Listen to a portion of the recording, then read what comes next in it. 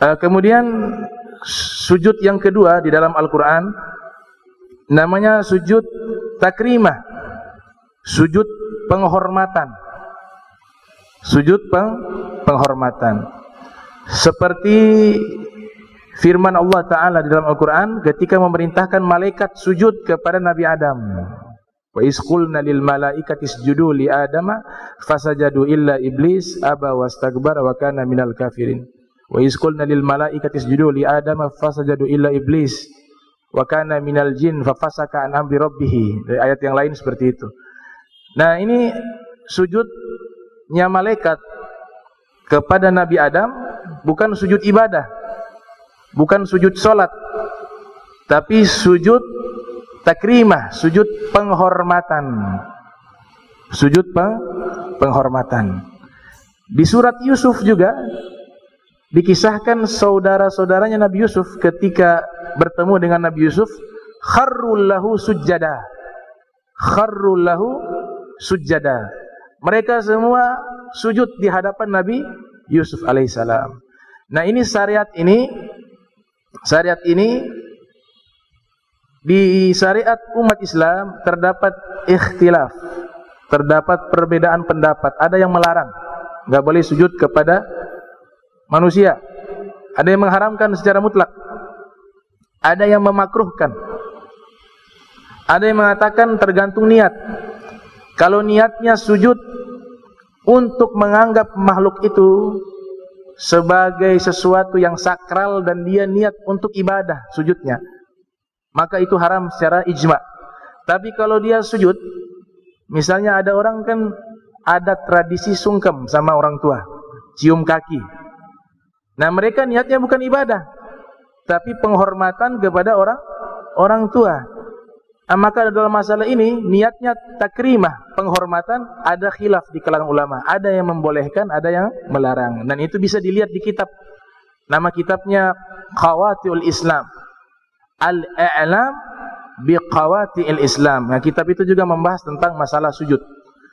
Membahas tentang masalah sujud. Ada satu bab khusus membahas. Ini karya ilmiah dari Ibnu Hajar Al-Haytami yang lahir tahun 909 Hijriah, meninggal 973 Hijriah. Ini sujud yang kedua, sujud penghormatan.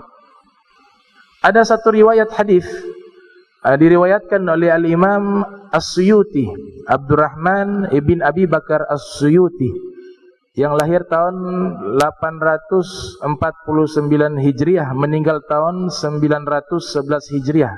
Dalam kitabnya Al-Lam'u fi Asbabil Wurud. Ada seorang sahabat bernama Sayyidina Mu'az bin Jabal. Beliau pergi ke Yaman. Riwayat yang lain mengatakan ke Syam. Sampai di negeri Syam atau Yaman, beliau melihat uzama, para pejabat-pejabat, orang-orang Nasrani, kalau mereka muncul di satu tempat, maka pengikutnya sujud sebagai bentuk penghormatan. Melihat uskuf juga, pendeta-pendeta apabila tiba, mereka sujud sebagai bentuk penghormatan. Maka Sayyidina Mu'az bin Jabal mengatakan, yang lebih layak untuk kita hormat dengan bentuk sujud itu Nabi Muhammad daripada mereka. Maka beristihadlah beliau. Beliau kembali ke Madinah ketika bertemu dengan Nabi Muhammad SAW, maka beliau sujud di hadapan Nabi Muhammad SAW. Kemudian Nabi mengatakan, kenapa kau lakukan itu?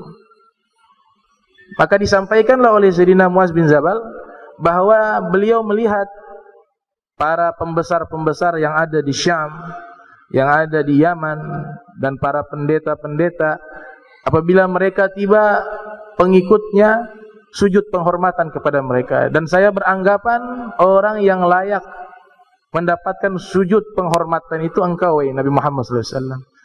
Kemudian Nabi melarang. Nabi mengatakan dengan hadis yang sangat populer, "Lau amartu ahadan an yasjuda li ahadin, la amartu imra'atan an tasjuda li zawjiha." Seandainya saya perintahkan, atau seandainya boleh saya perintahkan seseorang untuk sujud kepada seseorang, maka yang pertama kali saya perintahkan adalah istri sujud kepada suaminya. Nah, ini hadis diriwayatkan oleh Imam As-Suyuti dan terjadi perbedaan pendapat di kalangan para muhadditsun tentang derajat hadisnya.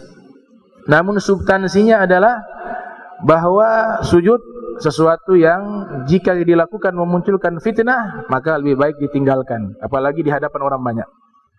Dan itu bisa dilihat spesifiknya dalam kitabnya Ibnu Hajar Al-Haytham, dan itu salah satu penjelasan yang menurut saya sangat baik karena beliau bahas secara keseluruhan, ya, satu persatu tentang hukum sujud penghormatan, namanya sujud takrimah. Ini sujud yang kedua yang disebutkan dalam Al-Quran.